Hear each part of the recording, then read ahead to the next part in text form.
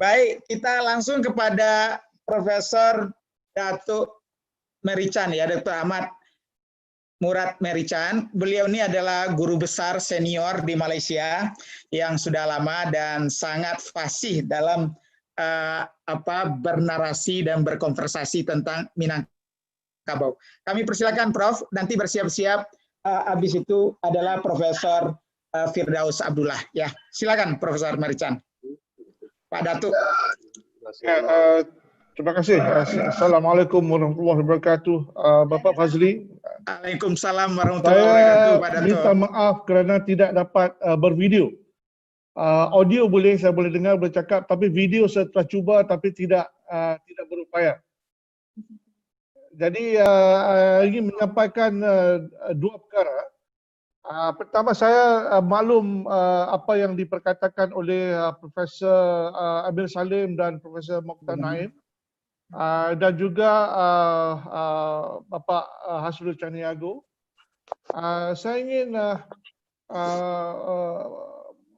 menyatakan pertama perantauan consciousness of Minangkabau di Malaysia. Di Malaysia terdapat ramai komuniti Minangkabau, ramai komuniti yang merantau di Malaysia, dan masyarakat Minangkabau telah berulang-alik ke Semenanjung Tanah Melayu sejak berzaman lamanya. Dan saya meneliti contoh misalnya perantauan orang Minangkabau di Pulau Pinang dan di Kedah pada abad yang ke-18. Dan juga saya melihat bahawa ramai orang Minangkabau juga wujud di Kelantan, di Pahang, Perak, di Selangor macam di Gombak dan di Johor. Dan juga di Sabah dan Sarawak, bukan hanya di Negeri Sembilan. Saya ada menulis buku tajuknya Batu Uban Sejarah Awal Pulau Pinang untuk menangkis kesalahfahaman bahawa perantauan itu hanya berlaku di Negeri Sembilan. Walhal perantauan orang Minangkabau telah berlaku sejak berzaman di lain-lain tempat di Semenanjung Tanah Melayu dan juga di Sabah dan Sarawak. Dan juga orang Minangkabau ni telah merantau ke seluruh Nusantara sejak beratus-ratus tahun. Jadi kepada saya, masyarakat Minangkabau melalui perantauan ini merupakan subtle colonizers, penjajah yang halus, penjajahan yang halus yang telah mencorak worldview, yang telah mencorak kebudayaan masyarakat Melayu di Nusantara dan di Kepulauan Melayu.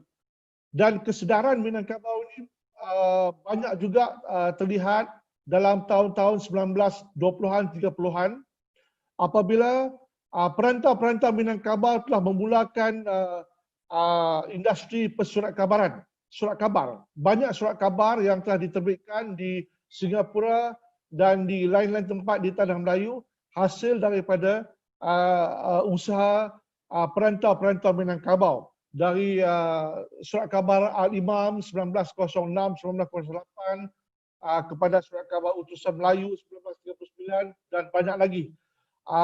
Dan Singapura merupakan tumpuan kepada kelompok-kelompok wartawan dan intelektual Minangkabau yang telah mencorak dan yang telah menjadikan Singapura sebagai hub penerbitan intelektual dan persuratan Melayu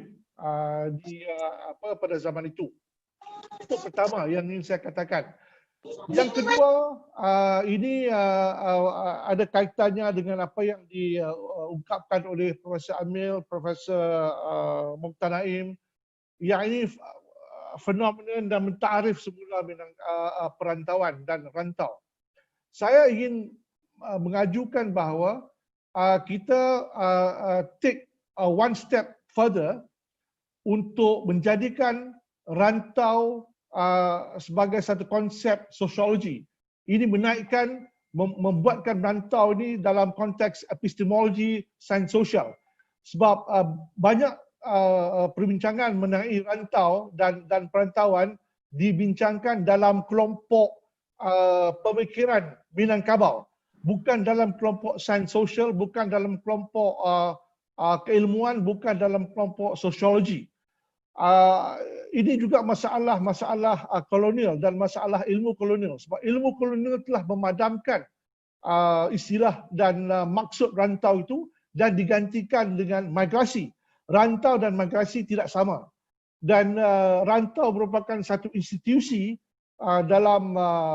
di kalangan orang Minangkabau dan di kalangan orang-orang yang bermustautin di Kepulauan Melayu, dan adalah tanggungjawab sarjana dan dosen-dosen untuk mengangkat dan mengkategorikan istilah rantau ni sebagai satu istilah sosiologi, sebagai satu kontribusi masyarakat Minangkabau dan Melayu kepada ilmu sosiologi dunia.